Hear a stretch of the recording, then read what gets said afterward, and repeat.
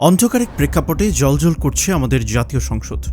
বাইরে থেকে এটিকে স্থাপত্যশৈলীর এক বিস্ময় মনে হলেও এর ভেতরে প্রতিদিন রচিত হয় ১৬ কোটি মানুষের ভাগ্য।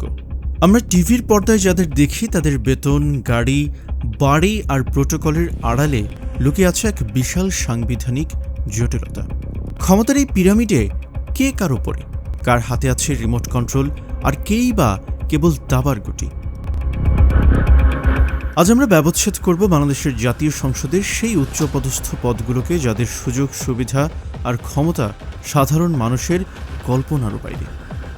প্রস্তুত হন, কারণ এই ফাইলের প্রতিটি পাতায় লুকিয়ে আছে কোটি টাকার হিসেব আর প্রোটোকলের মারপ্যাচ। তার আগে এরকম আরও ভিডিও পেতে সাবস্ক্রাইব করুন পলিটিকা বাংলা এবং বেল আইকনে ক্লিক করুন। এই নাটকের মূল নায়ক বা মাস্টার অফ দ্য গেম হলেন সংসদ নেতা। সাধারণত প্রধানমন্ত্রী এই মুকুটটি পরিধান করেন। তিনি কেবল একজন দলীয় প্রধান নন, বরং সংসদের প্রধান চালক শক্তি।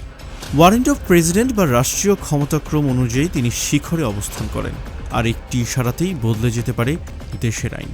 তিনি সংসদ অধিবেশন পরিচালনা করেন, জনস্বার্থমূলক কাজের তদারকি করেন এবং বিরোধী দলের প্রতি বানের পাল্টা জবাব দেন। তার জন্য বরাদ্দ সর্বোচ্চ রাষ্ট্রীয় নিরাপত্তা, বিলাসবহুল বাসভবন এবং প্রধানমন্ত্রীর সমমানের সব সুবিধা। সংসদ নেতা মানেই হল সেই কেন্দ্রবিন্দু যাকে ঘিরে পুরো রাষ্ট্রের প্রশাসনিক ও আইনগত দিক নির্দেশনা আবর্তিত হয়। কিন্তু যখন অধিবেশন শুরু হয় তখন সংসদ নেতার উপরও আরেকজনের আসন পাতা থাকে। তিনি স্পিকার, সংসদের অভিভাবক। পদমর্যাদা এতটাই উঁচুতে যে রাষ্ট্রপতি না থাকলে তিনিই হন রাষ্ট্রের অস্থায়ী প্রধান। এবং কখনো আহত হইলে রাষ্ট্রপতির কর্তব্য বিশ্বস্ততার সহিত পালন করিব। স্পিকার আর তার সহযোগী ডেপুটি স্পিকারের কাজটা অনেকটা নিরপেক্ষ আম্পায়ারের মতো, কিন্তু তাদের ক্ষমতা অসীম। তারা চাইলে যে কোনো সদস্যের মাইক্রোফোন বন্ধ করতে পারেন, এমনকি সংসদ থেকে বের করেও দিতে পারেন। ওয়ারেন্ট অফ প্রেসিডেন্সে স্পিকারের অবস্থান তৃতীয় বা চতুর্থ, যা প্রায় সব মন্ত্রীর উপরে। বিল পাস থেকে শুরু করে শৃঙ্খলা রক্ষা সবই চলে তার হাতুড়ির খায়। ডেপুটি স্পিকারও ঠিক একইভাবে তার ছায়া হয়ে কাজ করেন যখন মূল অধিনায়ক অনুপস্থিত থাকেন। ক্ষমতার এই দাবার বোর্ডে এক শক্তিশালী প্রতিপক্ষ থাকে যাকে বলা হয় বিরোধী দলীয় নেতা। তাকে কোনো সাধারণ এমপি ভাবলে ভুল হবে। তিনি মূলত একটি শ্যাডো ক্যাবিনেট বা ছায়া সরকারের প্রধান। বাংলাদেশে তার মর্যাদা একটি পূর্ণ মন্ত্রীর সমান। সরকারি বাসভবন, ৫ গাড়ি, ৮ জন পুলিশ সদস্য এবং ২ জন সশস্ত্র গানম্যান সব সময় তাকে নিরাপত্তা দেয়। তার আসল কাজ হল সরকারের প্রতিটি ভুল ধরিয়ে দেয়া, বাজেট নিয়ে ব্যবচ্ছেদ করা এবং বিকল্প নীতি উপস্থাপন করা। তিনি যখন সংসদে দাঁড়ান তখন সরকারের মন্ত্রীরাও সতর্ক হয়ে যান। সংসদীয় গণতন্ত্রের ভারসাম্য রক্ষার চাবিকাঠি আসলে তাঁরই হাতে। সংসদের নেপথ্যে কারিগর হল হুইপ, অদৃশ্য শৃঙ্খলা। সংসদের আলো ঝলমলে বিতর্কের আড়ালে যারা সুতোর টান দিয়ে সবকিছু নিয়ন্ত্রণ করেন তারা হলেন হুইপ। এই বাহিনীর প্রধান সেনাপতি বা চিফ হুইপ কেবল একজন পদাধিকারী নন, তিনি সংসদের অঘোষিত disciplinary master. Warrant of precedence অনুযায়ী তিনি একজন পূর্ণ মন্ত্রীর সমমর্যাদা ও রাজকীয় সুবিধা ভোগ করেন।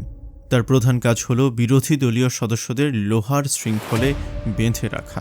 যখন সংসদে কোনো গুরুত্বপূর্ণ বিল আসবে বা ভোটাভুটি হয় তখন এই চিফ হুইপ জারি করেন, যা অমান্য করা মানেই নিজের সদস্য পদ হারানো বা রাজনৈতিক আত্মহত্যার শামিল। সদস্যদের হাজিরা নিশ্চিত করা থেকে শুরু করে কে কতক্ষণ কথা বলবে সবকিছুর রিমোট কন্ট্রোল থাকে তার হাতে। অন্যদিকে ঠিক একই দাপট নিয়ে বিরোধী দলের শৃঙ্খলা রক্ষা করেন বিরোধী দলীয় চিফ হুইপ। যদিও তিনি সরকারি দলের মতো প্রশাসনিক ক্ষমতা ভোগ করেন না, কিন্তু সংসদীয় রণকৌশলে তিনি অত্যন্ত তুখর। বিরোধী দলীয় নেতার ডানহাত হিসেবে তিনি কাজ করেন। সরকারের প্রতিটি পদক্ষেপের বিপরীতে নিজের দলের সংসদ সদস্যদের ব্যূহ তৈরি করেন এবং আক্রমণের সময় নির্ধারণ করাই তার মূল লক্ষ্য। তিনি নিশ্চিত করেন যেন বিরোধী দলের প্রতিটি সদস্য এক সুরে সরকারের সমালোচনা করে। সংসদীয় গণতন্ত্রে এই চিফ হুইপ হলেন 2 গোলপোস্টের অতন্ত্র প্রহরী, যাদের ইশারা ছাড়া সংসদের ভেতরে কোনো সদস্য নাড়াচাড়া করার সাহস পায় না। এখন প্রশ্ন জাগতে পারে, ক্ষমতার এই বিশাল পিরামিডে কার কাজ কি? সবার উপরে রাজকীয় মুকুটের মতো বসে আছেন পূর্ণমন্ত্রী। তিনি কেবল একটি মন্ত্রণালয়ের প্রধান নন, বরং সরকারের নীতি নির্ধারণী বা ক্যাবিনেট মিটিংয়ের অন্যতম সদস্য।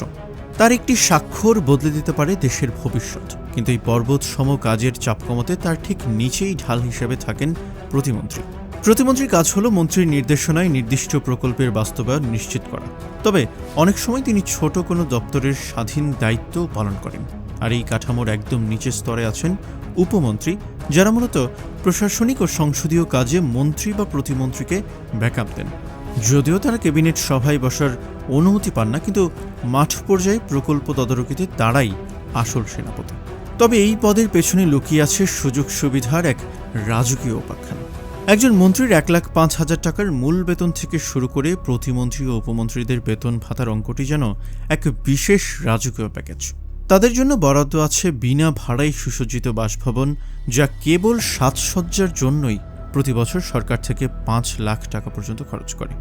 যদি তারা নিজের বাড়িতে থাকেন তবে মাসে 80,000 টাকা পর্যন্ত বাড়ি ভাড়া পান।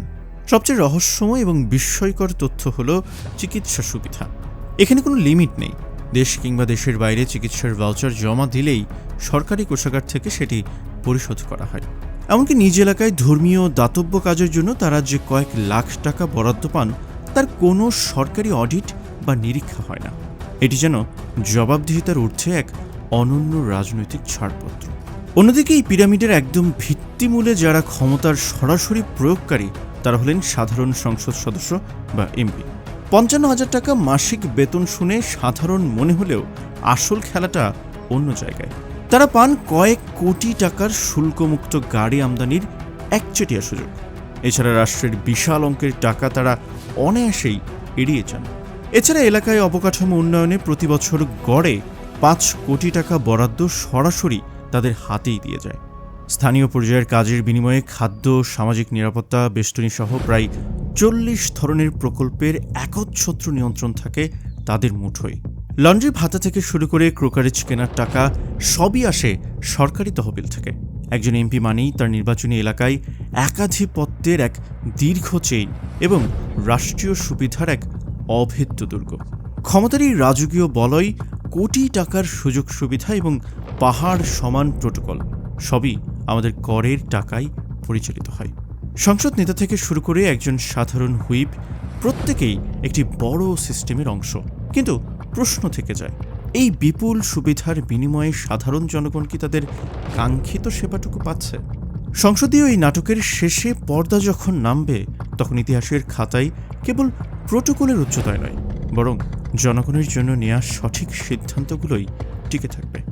ক্ষমতার এই রোমাঞ্চকর খেলায় আপনি কার ভূমিকা সবচেয়ে গুরুত্বপূর্ণ বলে মনে করছেন?